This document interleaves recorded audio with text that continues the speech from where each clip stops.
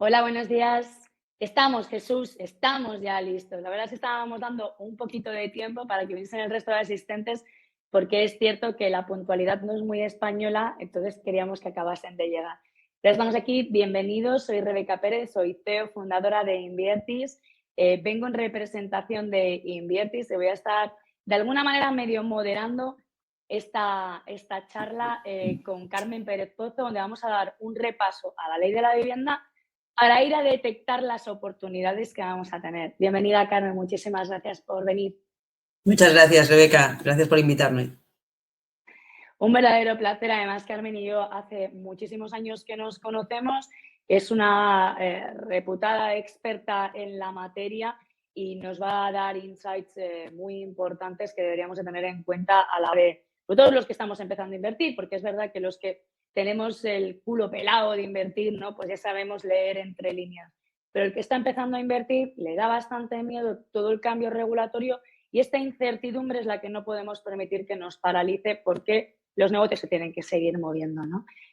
Entonces, bienvenidos, como digo, a este Inviertis Go entrevistas, donde vamos a estar dando un buen repaso a la ley. Entonces, si me permitís, voy a compartir con vosotros cuál va a ser el programa de la sesión de hoy. También nos acompaña Patricia Torres, que es directora de marketing de Inviertis, que creo que la estáis viendo, no estás invisible, Patricia, solo para tu información. Pero con esta plataforma somos un poco novatos, así que espero que nos podáis permitir los errores del directo. Este es el índice que vamos a estar siguiendo a lo largo de la jornada. Estaremos aproximadamente, o sea, la hemos convocado por 1 hora, pero si podemos acabar en 40 minutos o en 45, muchísimo mejor. Os recuerdo que podéis hacer preguntas que vamos a ir seleccionando por el interés general. A vuestra derecha tenéis por un lado 2 globitos que hacen de chat y justo abajo hay un globito con un interrogante. Aquí es donde os vamos a pedir que vayáis lanzando vuestras preguntas. Yo la voy a tener abierta todo el tiempo, de manera que si hay una pregunta concreta de algo que no se esté entendiendo y que de algún modo crea que puede ser de opinión general, la voy a recoger y se la voy a lanzar a Carmen.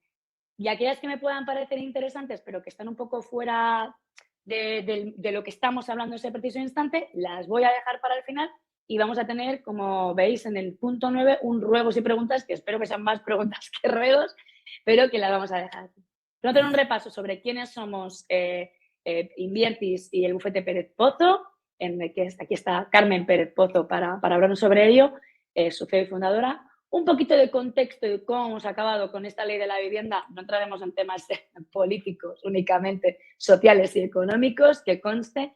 El ámbito de la ley y su aplicación. Vamos a clarificar 4 términos para que luego cuando los estemos hablando sepamos de qué estamos hablando.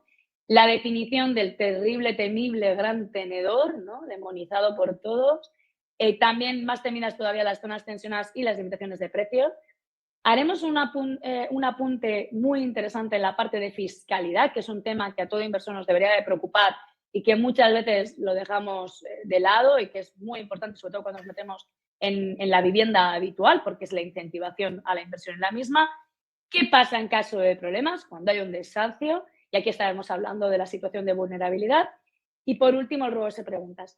El bonus track me lo he dejado ahí por si nos queda tiempo y podemos hacer un repaso a 4 cositas más de la ley, pues como el tema de los IBIs en caso de propiedad vacía, etcétera. Y por si también salieran vuestras preguntas, pues ir a contestarlos de ahí. O sea, que a lo mejor el bonus track no se da y nos quedamos con las preguntas, pero que bueno, que sepáis que estamos grabando además la sesión y la vais a poder ver en el canal de YouTube de Inviertis Go, al que os pediré que os suscribáis porque ahí tenéis mucha formación e información de carácter financiero y relacionado con la inversión. Entonces, ¿estamos listos?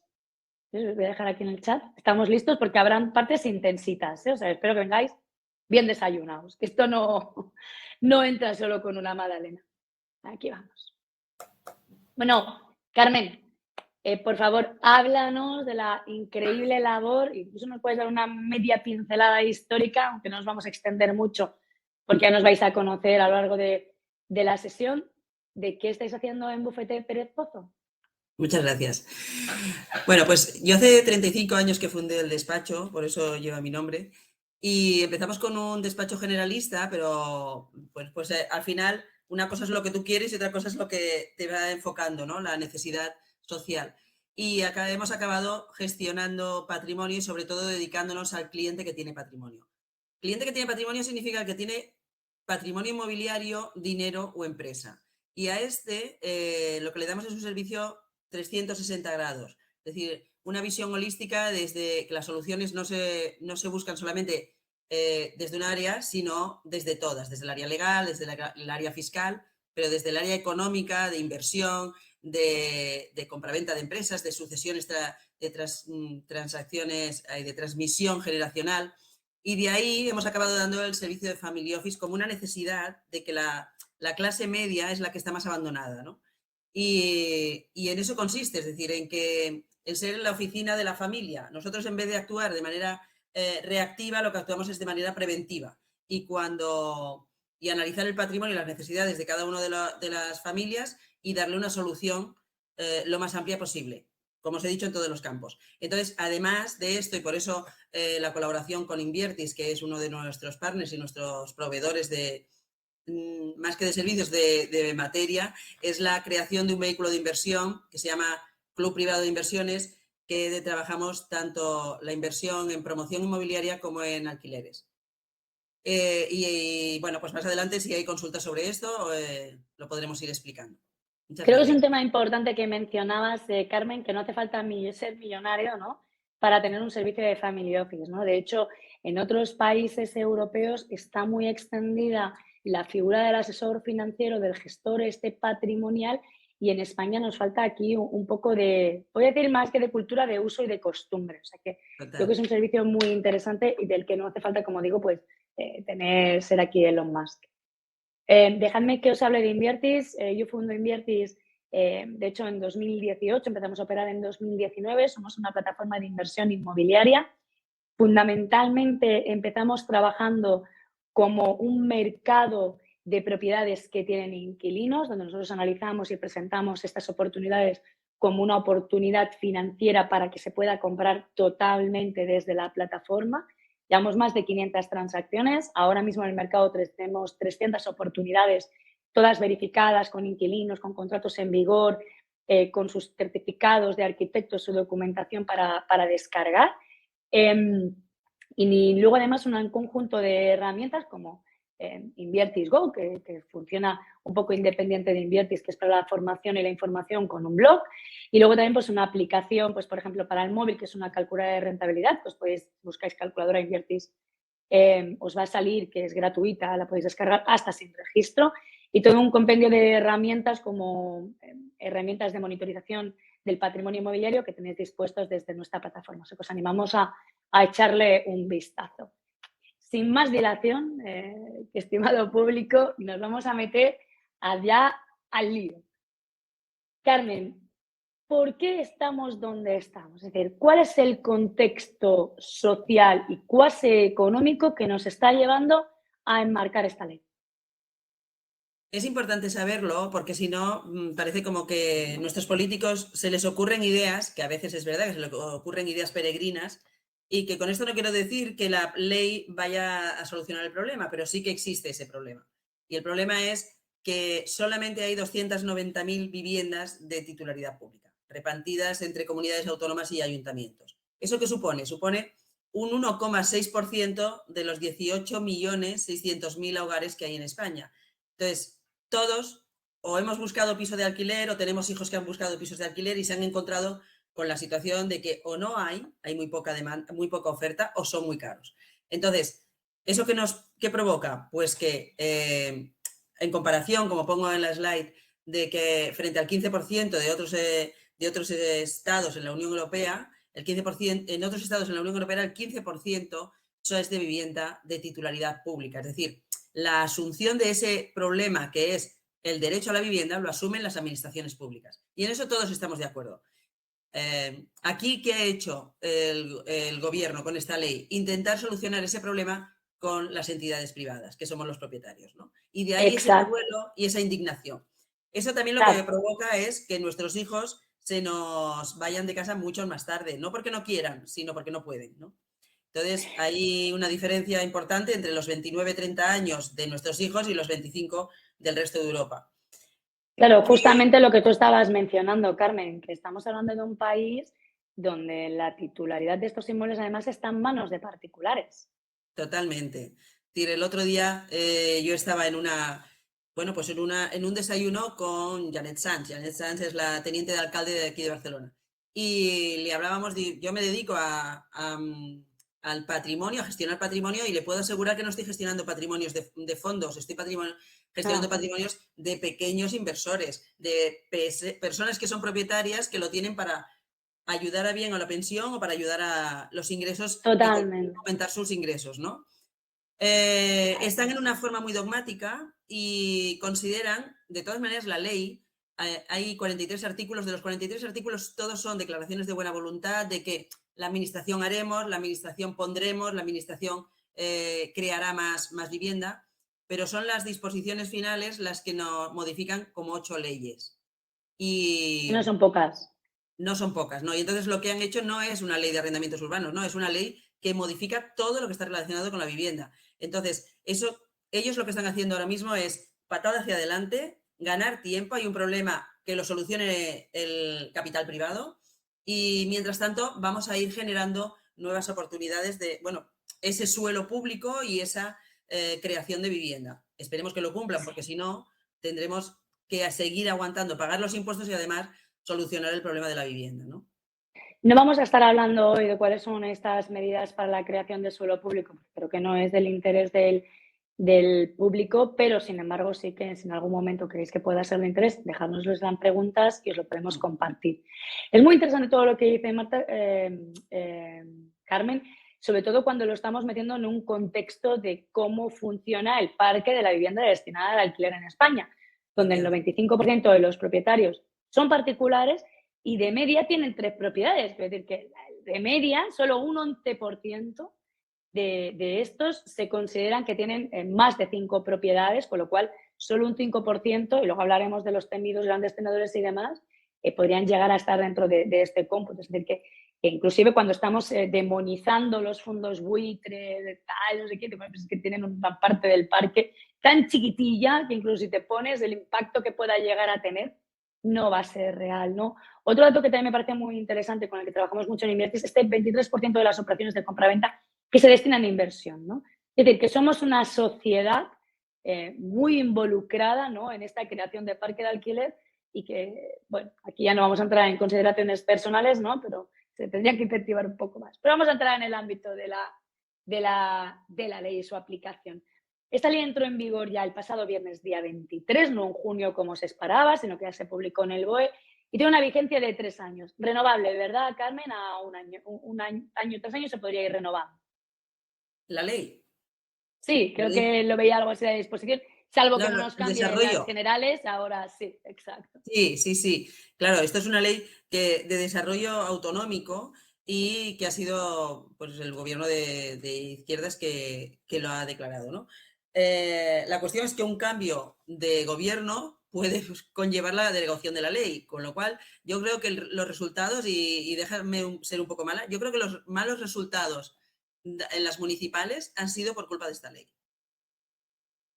del Eso es PSOE, posible, porque va a afectar a porque al fin y al cabo, muchísima, como tú decías, es que todos somos propietarios. Entonces, no somos un país pobre de inquilinos. Y haciendo un paralelismo, han copiado a países en los que la mayoría de los propietarios son grandes fondos, como Alemania. En Alemania exacto.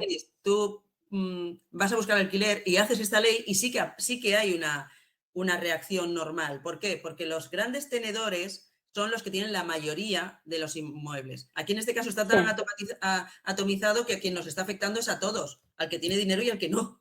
Bueno, Entonces, es que el derecho a la vivienda está poniéndose por encima del derecho a la propiedad, casi, ¿no? Entramos aquí y no voy a entrar en no consideraciones al entremos en debate, respecto. ¿no? No entremos en debate.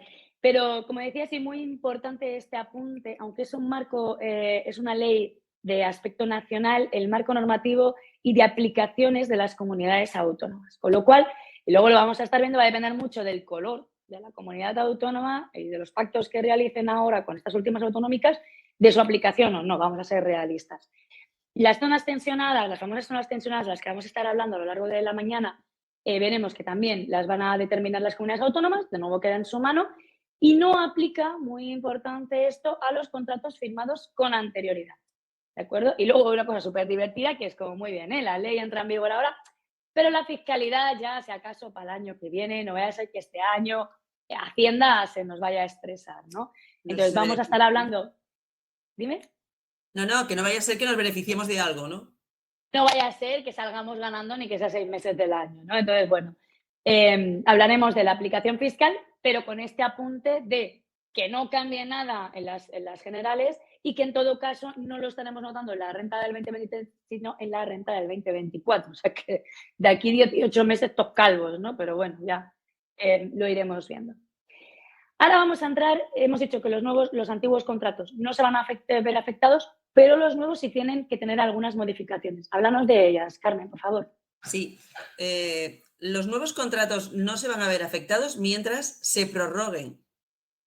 En el momento, hay artículos de la ley que en cada caso iré indicando que sí que afectan a los anteriores contratos. Por ejemplo, si el contrato es, tenemos un contrato de la ley del 94, que es persona física, pues ya lo sabemos, son 5 años. Si es persona jurídica, el arrendador, son 7 años. La prórroga obligatoria por tácita reconducción es de 3 años, obligatorio para el propietario, y para el inquilino, o con un mes de antelación, te puede decir que cada año se va. Esto hasta ahora es lo que había para todos y seguirá siendo para todos.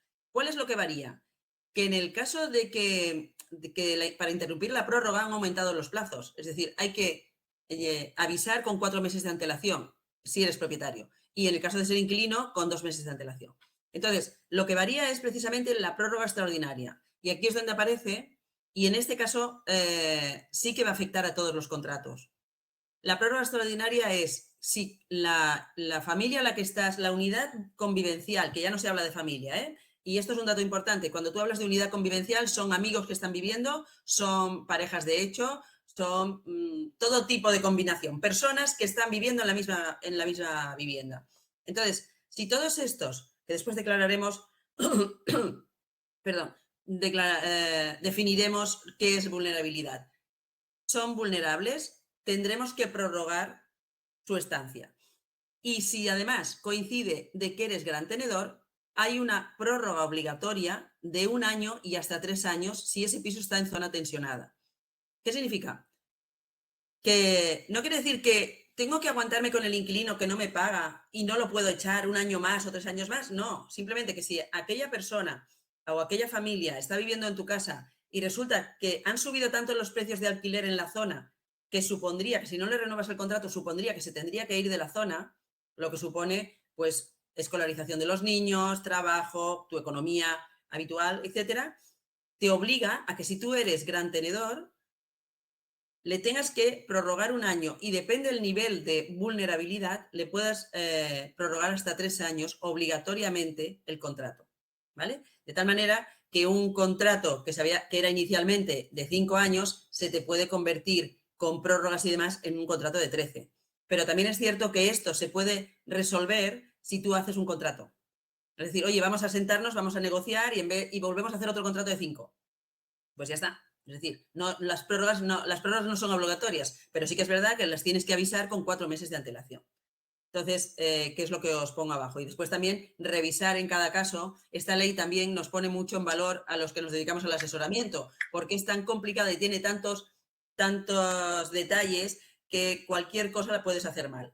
Entonces, en cada caso tendremos que mirar si nos interesa reconducir el contrato porque es el mismo alquiler, las mismas condiciones y esta familia ya paga, o me interesa hacer un nuevo contrato y volver otra vez a pautar.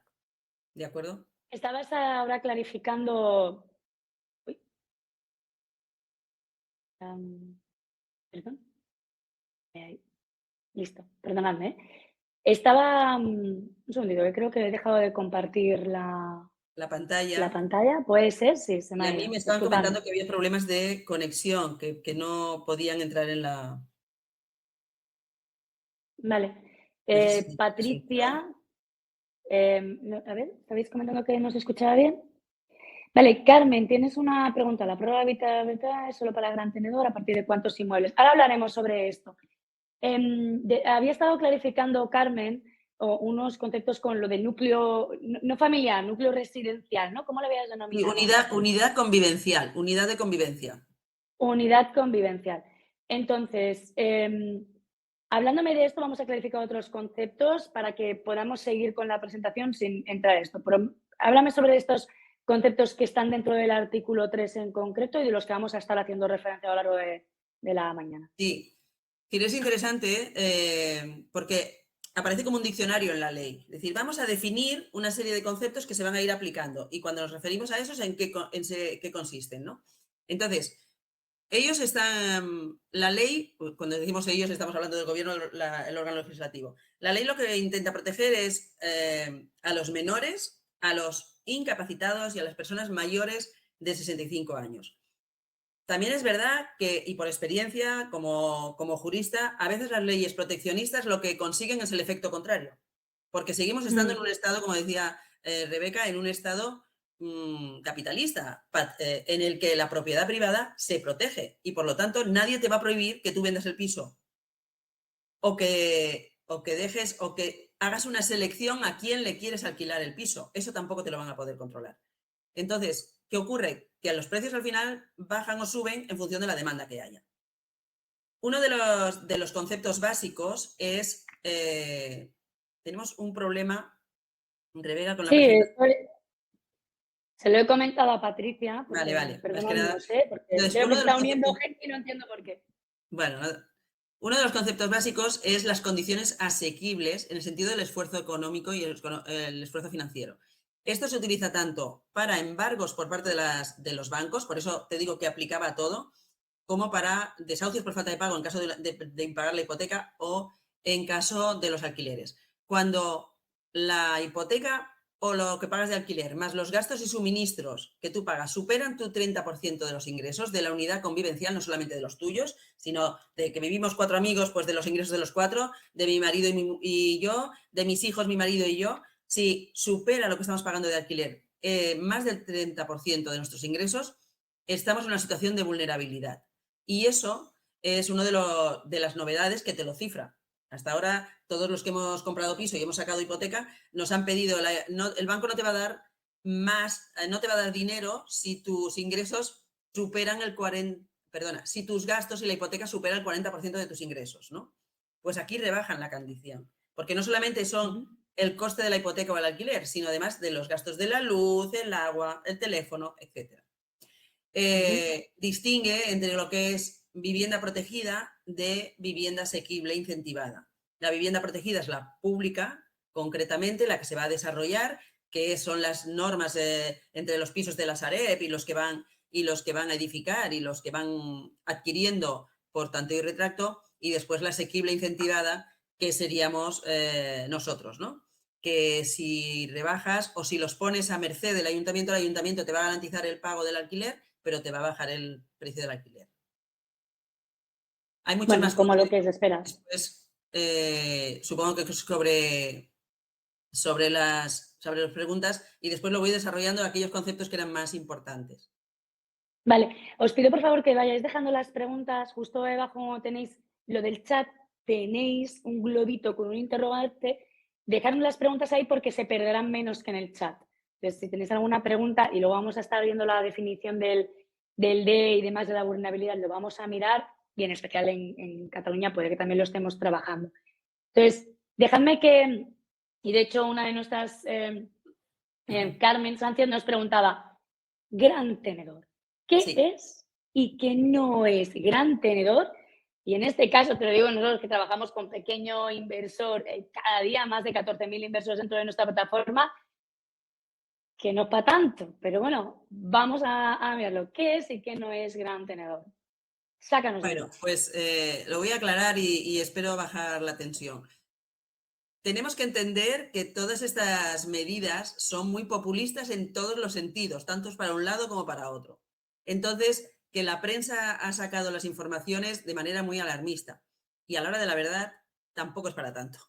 Es decir, el gran tenedor se entiende aquella persona que sea persona física o jurídica, persona jurídica es una empresa, que tiene más de 10 viviendas urbanas de uso residencial. Es decir, la casa, la masía que tengo, o la casa que tengo en la sierra, o la que no es, que está en zona rural, eso no cuenta. Los garajes y los parkings tampoco, y los trasteros tampoco. Pero si yo tengo 10 viviendas que cuenta la donde yo vivo, de uso residencial, o una superficie construida de más de 1.500 metros, me refiero a que no tengo una vivienda, tengo un edificio de viviendas, pero no lo he declarado en división horizontal. Bueno, pues si tiene más de 500 metros y se dedica a uso urbano, también se considerará 10 gran tenedor. Entonces, este gran tenedor se le aplicarán una serie de obligaciones extraordinarias porque tiene margen de maniobra. Y después entraremos en ello. La novedad es el gran tenedor excepcional, aquel que tiene 5 viviendas, que era el escándalo. Hombre, pero ¿cómo 5 viviendas? Si tengo la casa, la segunda residencia, la casa del pueblo que he heredado, la casa que vivo y 2 pisitos que me he comprado para alquilar, ya soy gran tenedor. Eres gran tenedor si tus 5 viviendas están en zonas tensionadas. Es decir, aquí en Barcelona sería, si tus 5 viviendas están en el ensanche, serías gran tenedor.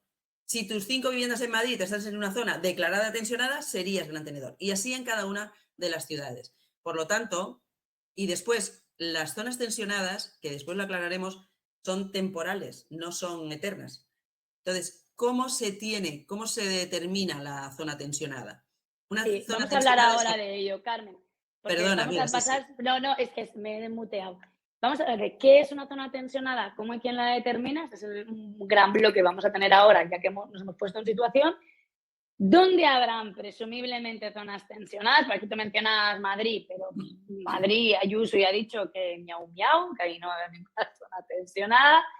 Y cuándo se aplica la limitación de precios para esta zona tensionada. Ya tenemos una pregunta que me parece interesante de contestar y la vamos a tener ahora después de entrar en materia. ¿Qué es una zona tensionada? Empezamos desde ahí. ¿Qué es una zona tensionada, Carmen? Mira, una zona tensionada es la que se determina por 2 cuestiones. Una, por lo que he dicho antes, de que los ingresos de las personas que viven en esa zona, los alquileres o las hipotecas estén por encima del 30% de su capacidad económica, de sus ingresos, los gastos sean superiores. ¿Y esto cómo lo saben? Pues porque es Hacienda. Es decir, quien realiza el estudio lo determina es la Dirección General del Catastro del Ministerio de Hacienda.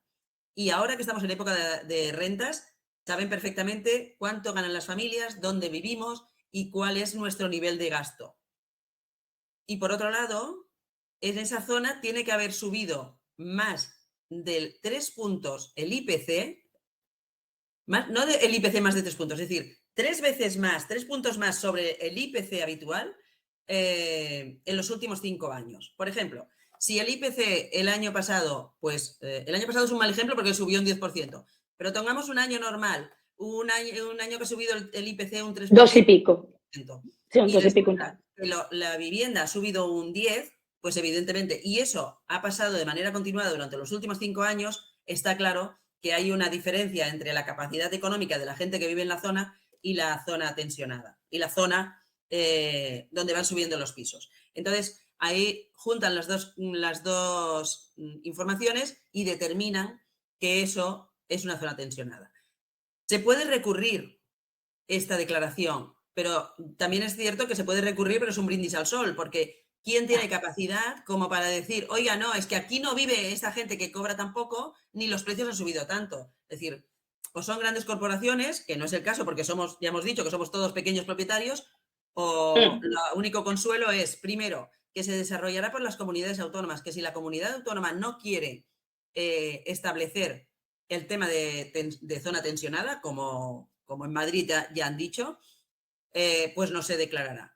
Y además es por 3 años, es decir, cada 3 años se revisa esa declaración de zona tensionada. Tenemos una pregunta, Carmen, que me parece interesante que la vayamos a resolver ahora. Me dicen, ¿las zonas tensionadas serán distintos barrios o ciudades? Cogiendo el ejemplo de Barcelona, que ya había una declaración de zonas tensionadas con una ley de contención de precios que se ha aplicado durante casi 2 años, ¿cómo funcionaba eso? Porque además, como depende de cada comunidad autónoma, pues igual cada una lo decide un poco a su... Este barrio sí, pero ¿cuál es el contexto del que venimos? Y precisamente fue el partido que empujó un poco la ley de la vivienda. ¿Qué había pasado en Barcelona?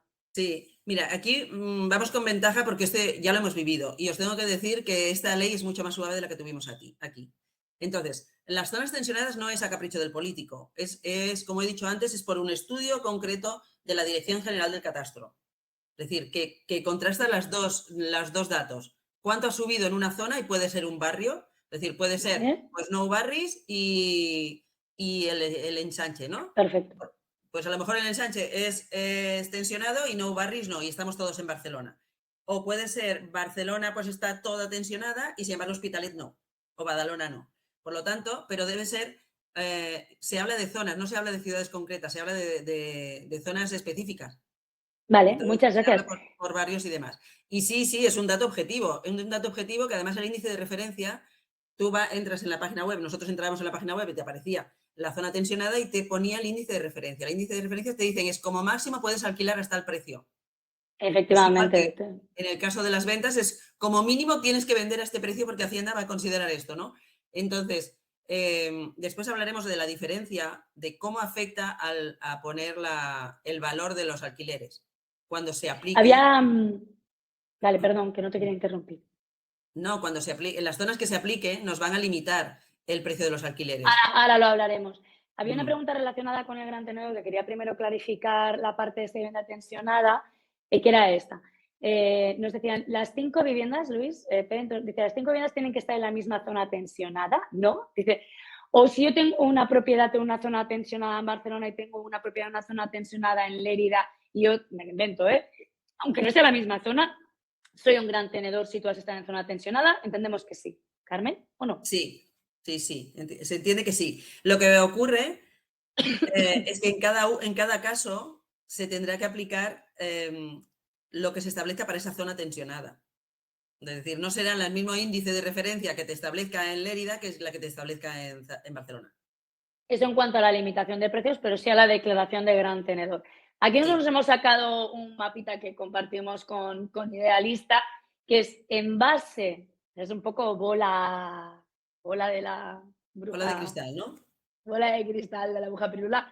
En base a las elecciones autonómicas que se han celebrado y las que no, y a un contexto pues también social, económico, político, donde se prevé que se vayan a declarar zonas de mercado tensionado con este control de los alquileres. No estamos hablando de toda la comunidad, de hecho luego podríamos entrar, no hoy, otro día, en el detalle de cada una de estas zonas, ¿no? Porque, por ejemplo, Cataluña tiene muchísimas más zonas tensionadas que a lo mejor pueda tener Castilla en su totalidad, ¿no? O sea, pero sí que vemos que en base al color político que ha salido en estas comunidades autónomas, ¿qué es lo que tenemos que esperar? Aquí tenemos una bolita de cristal, y luego de aquí un año, pues igual lo podemos acabar de comparar, discutir ¿no? si hemos Sí. acertado, ¿de acuerdo? Hombre, Entonces, yo estoy contigo vamos, que seguro que en Cataluña sí. es seguro que Entonces, Cataluña sí. De hecho, sí. tenemos mucho inversor catalán en este webinar, porque nos preguntaba si tienes 4 en Lérida y 4 en Tarragona, ambas declaradas zonas tensionadas. Yo entiendo que no eres gran tenedor, no. Si están tensionadas, tiene 4 y 4, 8, ¿vale? Eres gran tenedor. Lo hemos contestado antes, ¿sí? Si tienes 8 viviendas y las tienes repartidas por zonas que no están tensionadas, no eres gran No tenedor. eres gran tenedor. Pero Pero si si las tienes tienes en 5 zonas viviendas, tensionadas, sí. Si tienes 5 viviendas y las 5 en Barcelona, porque tú vives en Barcelona, eres gran tenedor. Pero después pero veremos las tengamos en consecuencias cuenta. del gran tenedor, es decir, que no nos asustemos por ser gran tenedor. Qué suerte, ¿no? Poder Qué tener 5 suerte. viviendas. Sí. Es decir, que no nos asustemos, que tampoco está grave el tema. Entonces, lo que Vale, pasa es que a vamos a nadie hablar nos de la gusta, limitación de precios. Perdona, exacto, no te quería que a interrumpir. nadie nos gusta que nos digan cómo tenemos que hacer las cosas, ¿no? Pero bueno, a ver, Bueno, y la connotación negativa que tiene el nombre, ¿no? Que de repente eres malo. eres rico. Sí, eres malo y rico, totalmente. Tenemos, Háblanos de la limitación de los precios del alquiler, sí, sí. Carmen. Por acabar con la broma, es decir, tenemos en España una doble vertiente. Queremos ser ricos, pero que no se sepa, ¿no? Entonces, ahí estamos jugando. Pero bueno, la limitación de precios. Esto afecta a todo el mundo. A renovación de contratos anteriores, a contratos, a contratos nuevos. Es decir, cuando está la vivienda, es vivienda habitual, no vale viviendas de temporada ni de uso turístico. Está en zona tensionada, la renta actualizada, se tendrá que utilizar la más baja de las dos. Es decir, oye, yo tengo una vivienda que la tengo aquí en Barcelona y la quiero volver a alquilar. Bueno, pues el precio que tendrás que aplicar es el más bajo de los dos, el último del último contrato o el índice de referencia. Como en este caso el índice de referencia se han dado el permiso que hasta finales del 24 no tendrán los índices de referencia, pues tendrás que utilizar el último contrato, el último actualizado. Es decir, que si en el último contrato cobrabas 1.000 euros al anterior inquilino, pues no le podrás subir a 1.500, tendrás que cobrarle 1.000 euros. ¿Cuándo podrás Salvo, subir? ¿no? ¿Perdona? No, salvo, que viene dada con el sin Sí. embargo, ¿no? Salvo que, ¿cuándo le puedes subir un 10%? Pues si has rehabilitado la vivienda que te has gastado, va en referencia, es decir, cuando tú te puedes descontar la vivienda en la declaración del IRPF, pues igual, te has tenido que gastar más del 25% del valor del inmueble. O que has hecho un ahorro de energía no renovables del 30%, o que has mejorado la accesibilidad, pues para minusválidos, o que la duración del contrato o prórroga sea superior a 10 años. Ojo, porque esto es importante, porque también, y esto tú sabrás más, Rebeca, los contratos, la media de ocupación de las viviendas está alrededor de unos 3 o 4 años por parte de los inquilinos. Con lo cual, si yo te hago ya un contrato de entrada de 10 años con un 10% más del alquiler, bueno, pues a lo mejor estoy cobrando más y se va a ir el inquilino, no yo, ¿no? No te lo voy a echar yo. Entonces, que eso es una puerta de salida para poder sacarle un mayor rendimiento. Y después, si no se han repercutido los gastos anteriormente, no se pueden repercutir ahora. Pero si ahora compro un piso nuevo y lo pongo en alquiler y anteriormente no hay ningún histórico de alquileres y no hay índice de referencia, yo lo puedo alquilar al precio que me lo alquilen, porque no hay índice de referencia. Y sí que le puedo poner los servicios, el IBI, las cargas y diferenciar. Esto en muchas ocasiones se hacía, hubo un momento que se dejó de hacer porque comercialmente o a la hora de revisar los contratos, las actualizaciones era más complicado, de que hay que subir el IBI, hay que subir la comunidad y después la renta. Bueno, pues en estas fincas que se han comprado nuevas para alquilar, ahí sí que lo podéis hacer. Es decir, poner por un lado la renta y por otro lado lo que son las cargas y los servicios. ¿De acuerdo? Es importante aquí ver que también es posible que encontremos muchos contratos donde antes no se estaban dando determinados suministros y ahora se den estos suministros a fin también de poder imputarlos. Eso no eximiría. Si evidentemente tú tenías un contrato donde pues no había muebles y de repente metes muebles, pues esos muebles evidentemente los vas a poder imputar en este contrato de arrendamiento. Pero tiene que estar muy explícito, ¿no? Entonces todos estos cambios se tienen que dejar porque si tú ahora pones la vivienda amueblada, pues claro que vas a poder repercutir esta vivienda amueblada, ¿no? Sí, porque además hace especial mención a la información. Efectivamente. Y tiene que estar todo, es decir, en este cargo la carga de la prueba tiene que ser del propietario. El propietario tiene que demostrar que el inquilino sabía qué precio se estaba alquilando el precio anterior, que realmente se le está cobrando menos, que si había suministros, que si estaba amueblado o no. Es decir, toda la información tiene que estar escrita, adjunta al contrato y firmada por ambas partes para que nadie pueda decir, oiga, es que a mí no me informaron, ¿no? Porque además Eso, de hecho, os he dejado unas slides en el bonus track, que si nos da tiempo, que de pinta que no, Carmen, lo podríamos comentar de todo lo que tiene que contener el contrato, sí. de hecho, os lo compartiremos.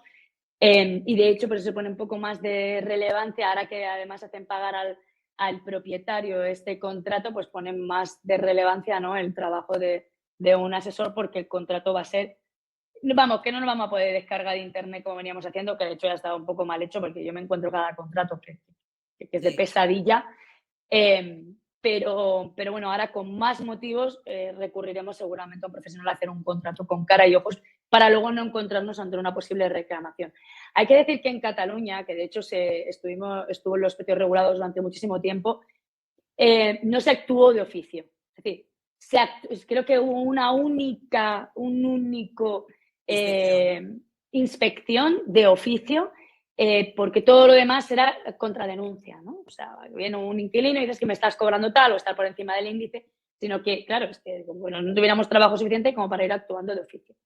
Pues Cerramos mira, aquí, dime. eso quería hacer mención, es decir, igual como ahora los inquilinos se están organizando y entonces aquí en Cataluña y en el resto de España yo creo que también están los sindicatos de inquilinos, ¿no? Se llaman sindicatos de llogaters. ¿Qué problema hay? Que a lo mejor, como ella decía, no va a ir por la inspección del ayuntamiento o de la comunidad autónoma, va a ser por la propia denuncia o demanda del inquilino. Entonces, ¿qué ocurre? Que te pueden reclamar los 5 años anteriores. Y si tú has estado cobrando cosas indebidamente, te van a reclamar los 5 años anteriores. Por lo tanto, hay que saber qué contratos estamos haciendo y cuáles son todas aquellas cuestiones que nos pueden crear problemas. Y ser conscientes, pues decir, pues, oye, yo ya sé que esto me va a crear problemas, pues perfecto, lo asumo. Pero no que sea por ignorancia, que es más vale No, no. asesorarse previamente que no después pagar y el disgusto que te llevas, ¿no? Sí, sí, totalmente, totalmente Me de hablabas de acuerdo con esto. fiscalidad. De hecho, hablábamos de fiscalidad, sí. De hecho, acababa con esto de los contratos porque tenemos la manía de pensar, y de verdad quiero hacer este apunte porque nosotros somos un país de pequeños propietarios y yo muchas veces digo a modo de broma, pero lo digo muy en serio, un país de cuñados. Y nos pensamos que todo lo que está en un contrato, el papel lo aguanta. Y no podemos ir en contra de la ley y por mucho que te lo hayan firmado, yo no puedo ser tu esclava mañana ni ni puedo hacer que me comas, que esto ya se demostró delante de un tribunal.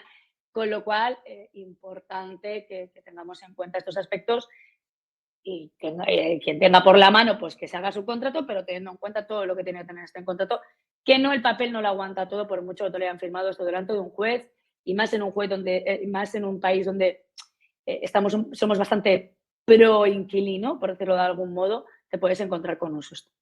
Ahora vamos a hablar de uno de los bloques que me parecen muy importantes, de los más importantes, que es la fiscalidad.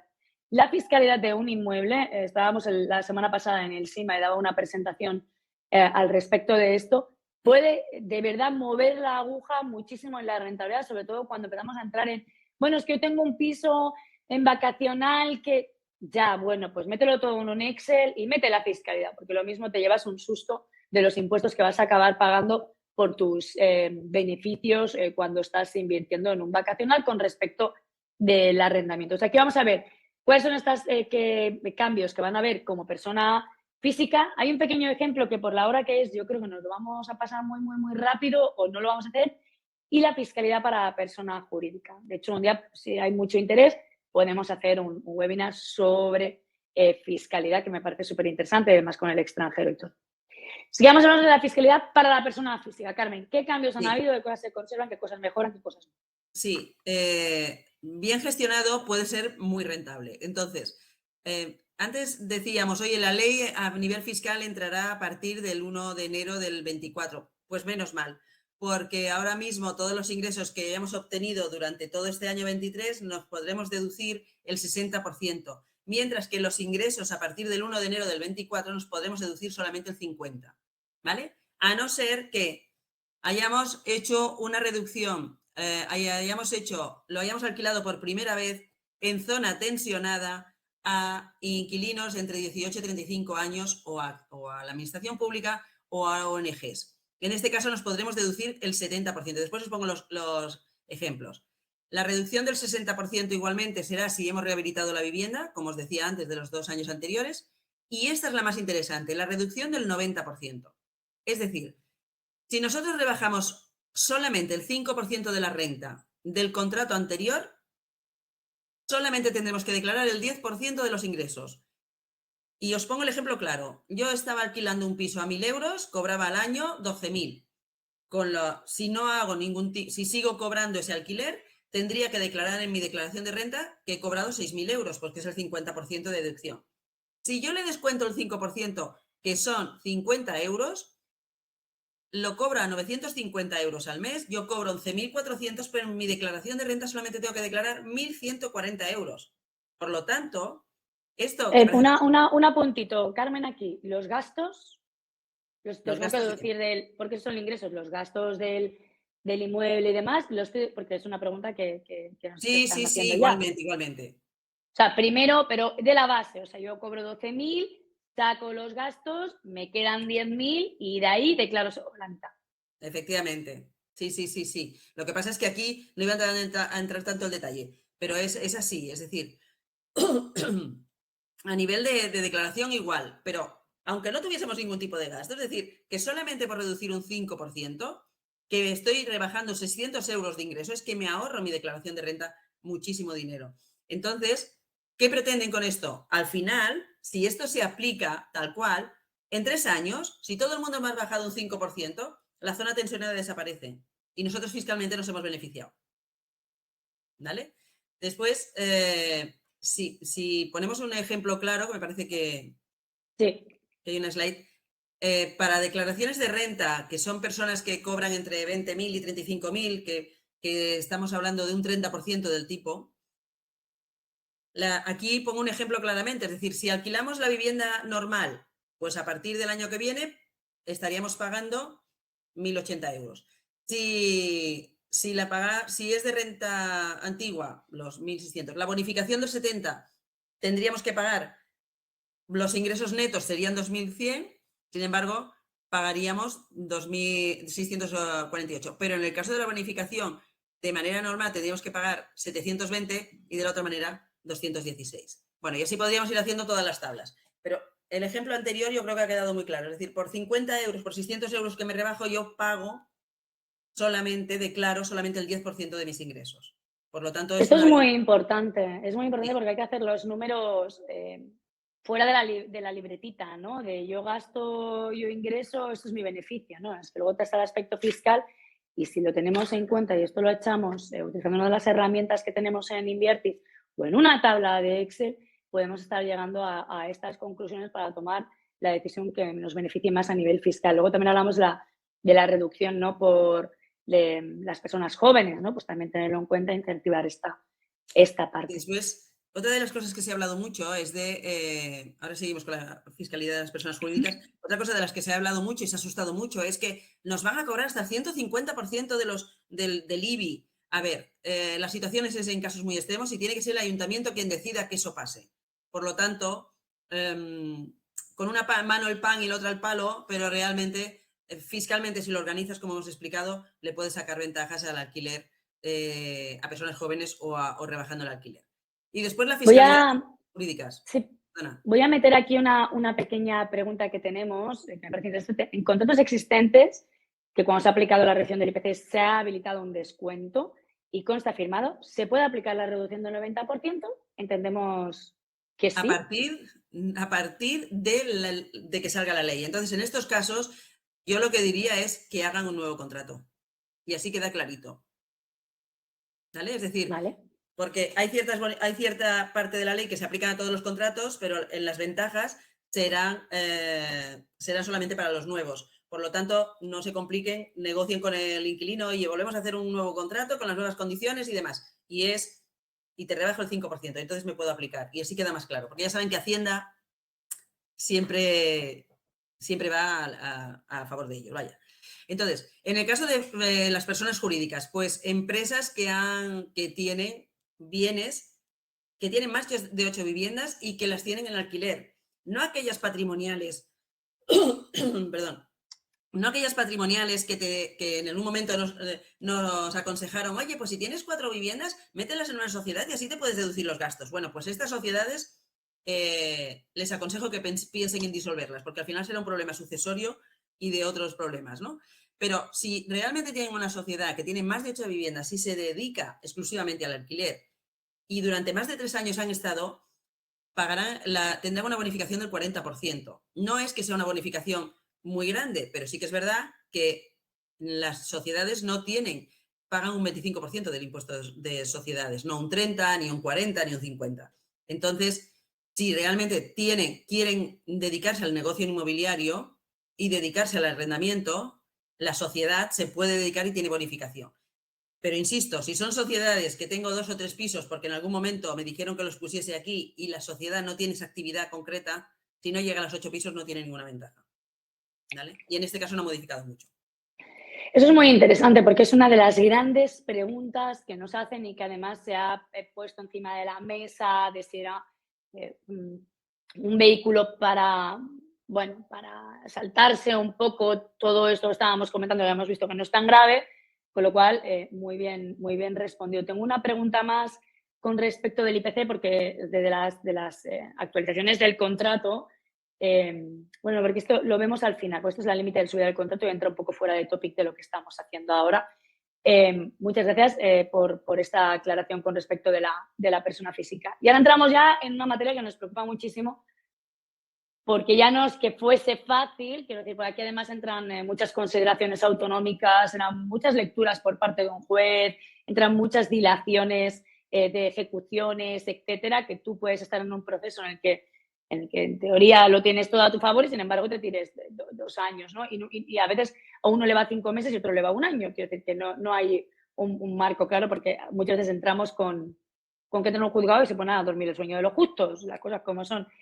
Pero vamos a hablar de cómo la ley nos propone afectar en el caso de un desahucio, y ahora hablaremos ya de la declaración de la vulnerabilidad, que había unas preguntas al respecto aquí, y entre esta relación entre gran tenedor, que tenéis muchas preguntas con respecto al gran tenedor, pero que de verdad que ya las hemos contestado, las tendréis en la presentación y en la grabación, pues es que igual os llega tarde, y cómo se relaciona con la vulnerabilidad. Empecemos hablando de en caso de desahucio, ¿qué va a pasar, Carmen? A ver, esto tengo que decir que afecta a todo el mundo, no depende de la comunidad autónoma, afecta a toda España, porque aquí no estamos modificando la ley de arrendamientos urbanos, estamos modificando la ley de enjuiciamiento civil. Y entonces lo que aparece es que si hay una declaración de vulnerabilidad, se suspende el plazo de lanzamiento. ¿Eso quiere decir que no podemos echar a una persona que se ha arruinado y que no nos paga? ¿No la podemos echar nunca de la casa? No, la podemos echar, pero tenemos que colaborar para que no se quede en la calle, sino que le busquen un alojamiento. Entonces, la colaboración será más, te pide más colaboración si tienes más pisos. Y esa es la diferencia entre el gran tenedor y una persona que tenga pocos pisos. En el caso, siempre se tendrá que buscar la declaración de vulnerabilidad. Antes de presentar un desahucio, el abogado tendrá que solicitar, el abogado del propietario, tendrá que solicitar al ayuntamiento, a los servicios sociales, la declaración de vulnerabilidad. Siempre, sea gran tenedor o no. Y en el caso de que esta persona sea declarada vulnerable, pues se suspende el plazo de lanzamiento. En el caso de propietarios, personas físicas, 2 meses. Es decir, si lo teníamos que lanzar el 31 de mayo, pues lo echaremos del piso en 31 de julio. ¿Vale? Pero si tú eres gran tenedor o eres persona jurídica, en vez de echarlo el 31 de julio, lo mandaremos a septiembre. Le dejaremos ese plazo. ¿Qué ocurre? Que en el caso del gran tenedor, lo que hacemos es, oye, tienes la obligación, primero, de hacer una conciliación con él y intentar llegar a un acuerdo. El acuerdo puede ser, mira, durante 3 meses te dejo pagar menos o te perdono, pero te buscas un piso fuera. Pero tienes que haber hecho esa conciliación y esa intermediación. Pero además, y esto también para todos, tú antes de ponerlo en desahucio tienes que demostrar que no eres gran tenedor y que este señor es vulnerable o esta familia es vulnerable. ¿Cómo se presenta esa declaración de no gran tenedor? Pues pedir al registro de índices del registro de la propiedad que te digan que este señor tiene solamente 3 pisos, esta señora solamente tiene 4 pisos. Pero si te dice esta señora tiene 10 pisos o este señor tiene 10 pisos, eres gran tenedor. Y entonces entras en todo lo que habíamos dicho antes. Cuando tienes que demostrar esas 2 cosas, es decir, porque si no, además, si no lo haces, el desahucio no va a tirar adelante. Te van a obligar a que sea así. Esas son las 2 consecuencias en el desahucio. No quiere decir que no los vayas a echar, sino que tienes que ayudar a que busquen y no los eches de un día para otro. Que tampoco los echabas de un día para otro, porque los desahucios son bastante largos. Pero bueno, pero me depende más del colapso judicial que no de la propia ley en sí. Después, Efectivamente. otro slide, cuando hablamos de... Sí, quería hablar una parte que es muy importante, que hay varias preguntas que vamos a pasar. Os recuerdo que las preguntas no me las dejéis en el chat porque no las estoy viendo, las tenéis que dejar aquí, donde hay abajo debajo de lo que es el chat, hay un globito con un texto. Yo las puedo ver y las puedo pasar al público. Si no, no os puedo contestar. Entonces, la declaración de vulnerabilidad. ¿Cuándo estamos hablando de una persona vulnerable, Carmen? Porque es objeto de... Volvemos a hablar de unidad convivencial, no de persona vulnerable, ¿eh? Unidad convivencial, es decir, tenemos una familia o un grupo de personas que viven en la misma vivienda y volvemos a lo mismo. Si la suma de sus rentas más los gastos supera el 30% de los ingresos de la unidad convivencial, es una familia vulnerable. Entonces, claro, lo primero que vamos a hacer, evidentemente, por eso digo que esto es el efecto contrario. Cuando alquiléis un piso vais a buscar que no sean vulnerables ni ahora ni en el futuro. Porque, ¿qué ocurre? Aquí los ejemplos que he puesto son también sin deducir, sin sumar los suministros y gastos. Es decir, que esto es a título de ejemplo, no lo cogéis al pie de la letra. ¿Vale? Si por sistema, una familia, una pareja sin hijos que cobre 1.800 euros no puede pagar un alquiler de más de 540 euros. Una familia con un hijo que tiene que cobrar más de 1.900 euros. 1.800 euros juntos. 1.980. La unidad convivencial. La unidad convivencial, sí, sí. No cada uno, la unidad. 1.980 euros al mes, toda la familia o toda la unidad no puede pagar un alquiler de más de 594. Y si además eres madre soltera o padre soltero o divorciado o lo que sea y vives con tu hijo o con tu hija, tú tienes que ganar más de 2.100 euros al mes. Y no puedes pagar más un alquiler de 603 euros. Pero ¿Hablamos si además de ingresos brutos o netos, Carmen? Porque aquí hablamos de 23.760, hablamos de ingresos brutos, netos, aquí es no, donde netos. está... Al final es lo que yo Netos. recibo, cobro en el bolsillo, ¿no? Para poder pagar. Entonces, lo que es cierto, por eso les digo que no vayáis a la coma, al céntimo, porque no es. El problema no es este, porque tú esto lo puedes prever. Y bueno, oye, es que eso es normal. Si tú cobras 1.800, que no te voy a cobrar, no te voy a alquilar el piso porque no me lo vas a poder pagar. El problema es que esta persona, tú la está cobrando unos ingresos decentes que puede asumir, pero se queda en paro. Que tiene un accidente, en los importes ya no son 2.000, es que tiene que ganar como mínimo 3.000. Que tiene un accidente y se queda inválido y tiene una incapacidad. Que es empresario y ha presentado concurso y no cobra dinero. Que te jubilas si tienes 65 años. Es decir, que hay tantas situaciones a lo largo de la vida que cuando tú alquilas un piso al inquilino le van cambiando, que lo que te hacen es, esta ley lo que dice es, ayúdanos a solucionar el problema al ciudadano. Es decir, nosotros ya somos solidarios. Esto lo que va a hacer es que el dinero es muy miedoso. Lo que va a provocar es que voy a pedirte tantas garantías, voy a pedirte tanto estudio de todo, que realmente esto no te pueda pasar en el futuro, que voy a alquilar a muy pocas personas. Bueno, lo que vamos a ver seguramente menos es un incremento de los contratos de los seguros de impago, porque aquí vas a poder protegerte en el caso de un impago y tener toda esta asistencia jurídica, Sí. porque al final todo esto tiene sentido cuando nos encontramos frente a un impago y cuando queremos desahuciar. Pero claro, es que verdaderamente vamos a acabar poniendo anuncios que mascotas no, niños no, ¿no? Porque de pronto aquí te suben los baremos. Entonces, bueno, hay que ser realista con esto. Estamos hablando de alguien que te va a dejar de pagar y en ese porcentaje, ¿cuántos impagos hay en España con respecto de los alquileres? Pero sí que es verdad que te puedes encontrar que más personas de las que tú pienses pueden ser vulnerables y por lo tanto estamos en escenarios de los que comentábamos antes, que si no eres gran tenedor, pues vas a tener 2 meses más de plazo para que se marchen y si eres gran tenedor, además le vas a tener que ayudar a buscarse otra morada, ¿no? Con todo lo que eso implica. Sí, pero Con es lo cual cierto que le aquí... tienes que ayudar, pero no le tienes que dar. Que esto también Claro. es publicado. Es decir, no, es que le tienes que dar un piso. No, no, es decir, le tienes que ayudar.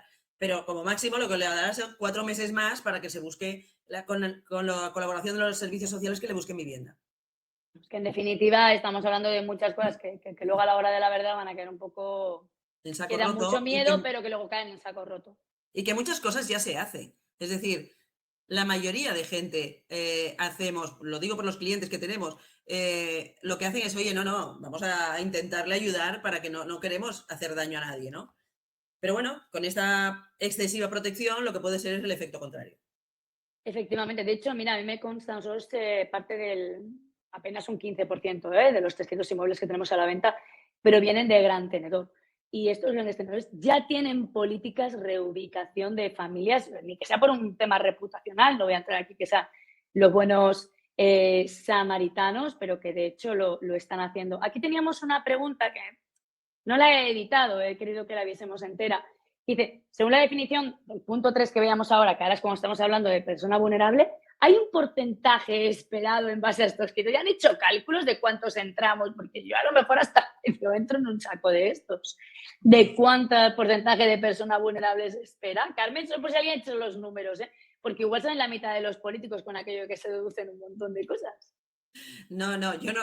Supongo que, a ver, cuando se llega a esta situación, evidentemente hay estudios estadísticos de que hay mucha gente sin hogar. Y mucha gente bueno, que tiene un problema de reinserción social o que están viviendo, que sobre todo de gente que vive en la calle, pues hay un problema real. Y que de un día para otro es que no puede absorber la situación. Por eso es que aquí radica, por eso ponía en contexto, aquí el radica es que no hay vivienda social por parte de la administración. Porque si tú tienes esa situación, pues reubícalo en un piso de la administración. El problema es que la administración no se ha dedicado a invertir en pisos sociales. Y entonces, ¿qué dice? Ayudadnos, por favor. Y hacemos Bueno, todo esto para que, oye, aguantarnos un poquito mientras nosotros vamos a construir estas viviendas, pero ya sabemos lo que cuesta construir estas viviendas. Y no están haciendo tanto y retracto a todos los inmuebles cuando se venden, vosotros lo sabéis, y compran la mitad de la mitad, no compran nadie, nos entretienen a todos. Es decir, no, esta es una promesa del Trias, además. Es decir, que la respuesta corta es no tenemos ni idea y de hecho, de todas maneras, esto irá saliendo a medida que vayan siendo objetos de desahucios los inmuebles, ¿no, Carmen? sí, sí, sí. Tenemos una pregunta también que relacionada con la unidad convivencial que me parece súper interesante. Gracias, José Luis Santos, por tu pregunta. ¿La unidad convivencial está formada por las personas que habitan el piso o por los firmantes del contrato? Pues en principio, en principio por las personas que viven, que firman el contrato, pero también es cierto que si tú pides en el padrón municipal y te aparecen 30 personas más, porque están subarrendando las habitaciones y todo lo demás, pues puedes ir contra ellas. Ahí hay un trabajo de investigación, como cuando hay pisos que no están ocupados por las personas a las que los has alquilado, ¿no? Sí, Pues sí. muchas gracias, muy interesante. De hecho, esta información también la tiene Hacienda en muchos casos, ¿no? Porque tú estás dando, ¿no? Y de hecho, ahora, como novedad, o me ha parecido novedad este año en la declaración de la renta, ya puedes hacer una declaración conjunta con tu conviviente pese a que no estés casado, ¿no? Porque ya se Y en la considera pareja de que hecho. con la pareja de hecho, tal. Con lo cual aquí podemos ver, debería de ser también que estuviésemos viendo cambios, no declaraciones conjuntas, pero que Hacienda tiene estos datos, ¿no? Vale, Sí, y déjame además, que revise. en vía judicial tú puedes solicitar, porque hay cosas que no las vas a poder saber, pero sí que puedes solicitar cuando presentas el desahucio de, oye, a los ocupantes, a los ignorados ocupantes, porque no me sé el nombre, pero sospechamos que hay esto y solicito al catastro que me dé todas las personas que están registradas en el piso o Hacienda todas las personas que declaran vivir allí. Es decir, que si no por vía directa, porque no te la van a dar por protección de datos, por vía judicial sí. Vale. Hay una pregunta además relacionada con esto, que ¿cómo se puede saber el importe de los suministros que forman parte del 30%? Pues la verdad es que no se puede saber a ciencia cierta. Sé que se están calculando aproximadamente un 10%, ¿no?, del importe de la renta, como para hacerse una idea, pero tú sabes lo que pagas de electricidad, tú sabes lo que se paga de agua en la zona y tenemos que trabajar con esto porque verdaderamente esos serán los que tendrán que demostrar en un momento dado que este 30%, ¿me equivoco, Carmen? Sí, pero al final el tema de la vulnerabilidad lo hacen los servicios sociales que sí que tienen la información, ¿eh? Es decir, y ellos lo que hacen es lo que te has dicho, es decir, el análisis de la zona, de lo que se consume de luz, de agua y de tal. Son grandes números, ¿eh? Es la historia de los grandes números, no van afilando, no es que gasta más de internet o gasta más de luz o todo. No Hay podrás que echarse echarle los en cara a conceptos. esto. No, no. Y irá por Bueno, ahí, es decir, oye, pues un 10% pues le sumamos al 30 más el 10. Sí, sí. estupendo. Bueno, seguimos ahí con algunos parámetros que ya habías mencionado, si no me equivoco, de la declaración de vulnerabilidad, para que lo tengáis también compartido en pantalla y luego cuando sigamos. Sí, sí, Y sí. ya estaríamos. Hemos entrado en una parte ya, espero haberos dado un buen paneo por esto. Sí que es verdad, vamos a analizar las oportunidades que vamos a tener, pero antes tenemos preguntas muy concretas y esta me encanta, porque esta. Vamos a contestar esta. ¿No sería una solución crear varias sociedades patrimoniales para evitarse gran tenedor? Y la voy a unir a una que teníamos también por aquí, que decía, si dispones de propiedades a nivel físico y jurídico, esta la hacía tasación STEAM, Si dispones de propiedades a nivel físico y jurídico, entiendo que se suman para ser diferenciado entre gran tenedor o no. 1, 2, 3, responda otra vez, Carmen. Vale, mira, en el primer caso, si tú calculas que una sociedad que para que pueda deducirse fiscalmente los ingresos tiene que tener 8 viviendas y tú eres titular de esas 8 viviendas más las 2 tuyas, las de la playa y la de tal, no te interesa tener una sociedad y seguirás siendo el gran tenedor. El tener diferentes sociedades y todas las sociedades son tuyas también suman. Es decir, que no hace falta... nosotros los españoles somos muy creativos todos y muy imaginativos, pero como los que los gobiernan también son españoles, saben. Es decir, no estamos engañando a los alemanes, estamos engañando a nosotros mismos. Entonces, con los juegos y con las cartas que hay en la mesa se puede jugar bien, sin necesidad de sacar una de debajo de la mesa, ¿vale? Entonces, haciendo realmente... Ahora todos estamos en campaña de renta, todos hemos pagado más de lo que hubiéramos deseado. Pues lo que hay que coger es la declaración de renta y decir, ¿qué puedo hacer para el año que viene? O pagar menos o ganar más.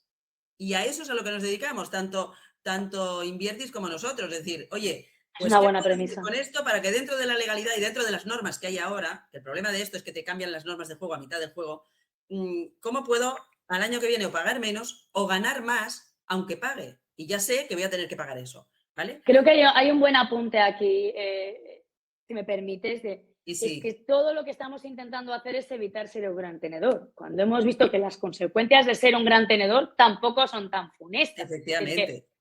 Es que se demoniza todo, la ley en torno del gran tenedor, pero luego hemos visto que ser un gran tenedor te están dando un pelo de aprete más, pero que tampoco te va a desmontar el negocio y te va a hacer empezar a perder dinero, con lo cual tengámoslo en cuenta cuando nos pongamos con una contabilidad creativa o una fiscalidad creativa a la hora de hacer esto, porque realmente ni es tan grave ser el gran tenedor y luego hay fórmulas que podemos querer tener, como las que veíamos en varias sociedades, pues es que tú eres el titular principal y tienes el 100% de las acciones, pues vas a estar con el mismo, porque tienes estos rendimientos que proceden de, ¿no? Entonces... Es que además vas a pagar más, ¿eh?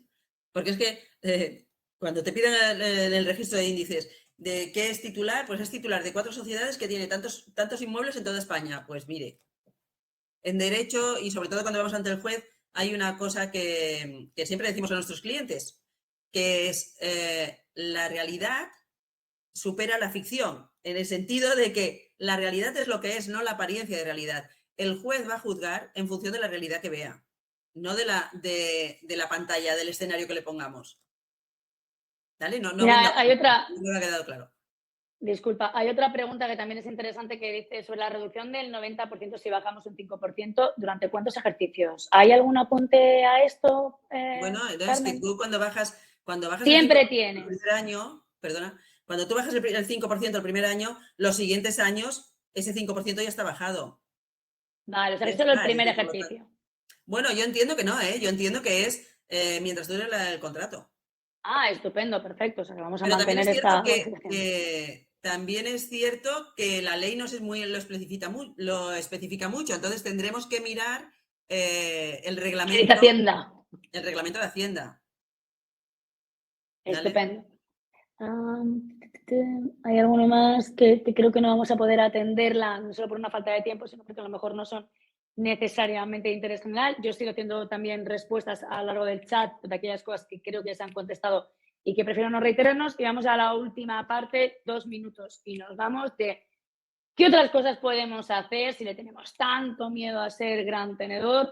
Pues mira, la primera que podemos hacer es invertirnos en residencial. O sea, si tú te ves con valor, tenemos locales, tenemos oficinas, tenemos incluso hoteles. Es decir, hay otra tipología de inversión inmobiliaria, pero que va a requerir evidentemente de un expertise diferente porque tienen otros parámetros de trabajo y recordad que no tienen las exenciones fiscales de las que estábamos hablando arriba, o sea que hacer bien los numeritos, pero si de repente tú no quieres estar mirando el punto y la coma de esta ley, puedes estar saliendo en otra tipología de producto.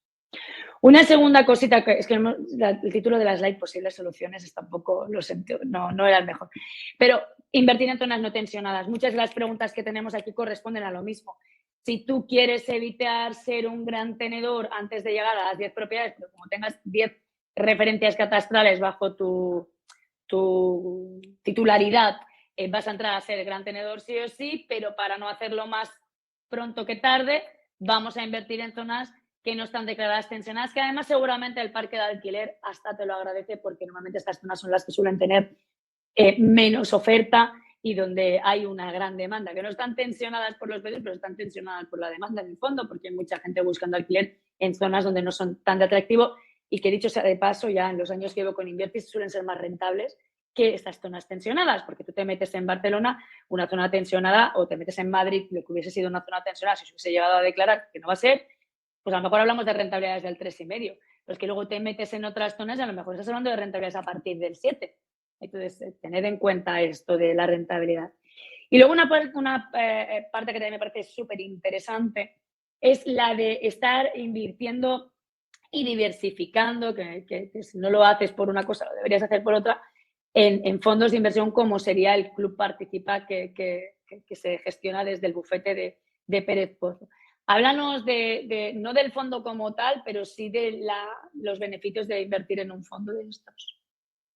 Bueno, los beneficios son el que tú estás invirtiendo una cantidad que no es capital inmobiliario, sino es capital mobiliario, por lo tanto no te afecta a si eres gran tenedor o no, sigues participando en los alquileres, en los ingresos por alquileres, que lo que ha quedado claro con esta ley es que hay una necesidad de alquilar, hay una necesidad de vivienda, por lo tanto es una inversión segura, y por otro lado estás diversificando y a ti te entra un dinero limpio que proviene del negocio del alquiler como tal, que te lo administran profesionales, que diversifican y que además no te tienes que preocupar si la ley se aplica, si son grandes tenedores, si están en zonas tensionadas, si me van a poner una demanda o no, porque como son muchos inmuebles, cuando uno está vacío el otro está lleno y por lo tanto siempre estarás cobrando esas cantidades, ¿vale? Entonces, nosotros, como decía ella,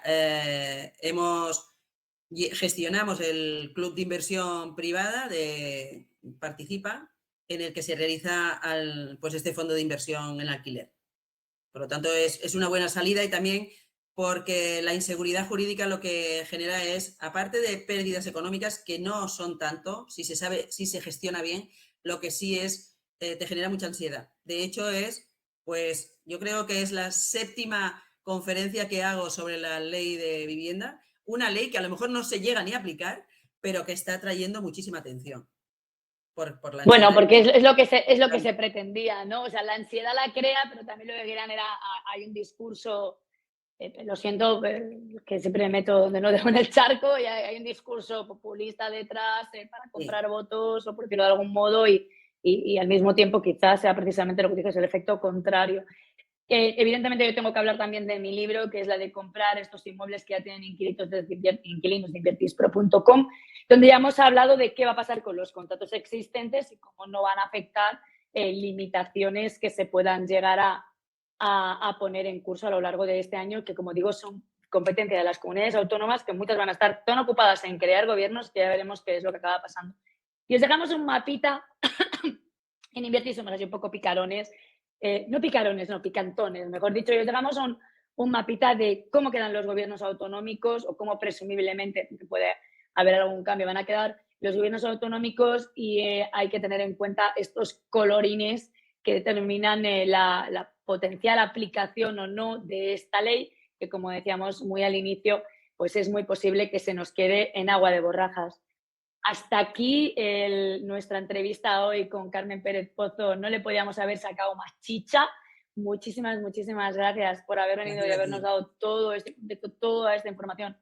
Espero a todo el público que todavía estáis con nosotros después de hora y cuarto de tostón, que os sea de ayuda. Quedamos a vuestra disposición. Hemos intentado contestar todas las preguntas que hemos podido. Aún así, os invitamos a que nos contactéis. Inclusive podéis agendar alguna asesoría más especializadas. Es que quiero que me mires esto con Carmen. Su equipo os van a poder ayudar en este sentido, y también en Invertis tenemos una asesoría de fiscalidad para esto. Muchísimas gracias y hasta aquí. Nos vemos. Muchas gracias. Hasta otra. Adiós, buenos días.